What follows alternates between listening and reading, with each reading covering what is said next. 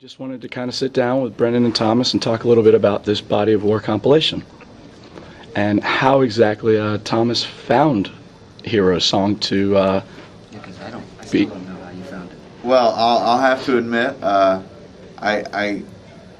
earlier this year I really had no idea, or not, I guess not this year, but late last year I had no idea who you were. But Tuesday is my favorite day of the week because that's when new music comes out, and I'll usually just click on a new CD I haven't heard or anything about, and because of iTunes, with the wonderful policy of listening to a 30-second clip before you make the decision to buy something, I saw Hero's song and I went, I wonder what that's about.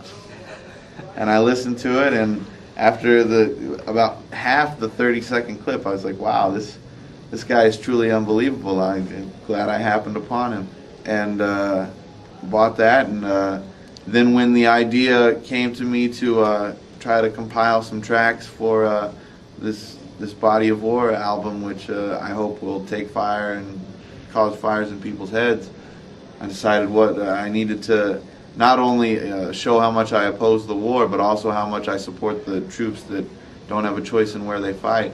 And I felt that your track Hero's song really exemplified and got the word I wanted to get across. Wow.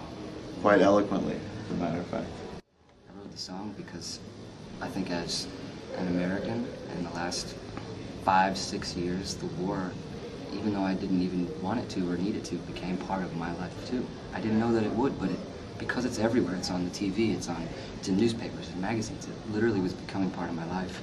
And as I sit down to write songs sometimes, and that just poured out of me.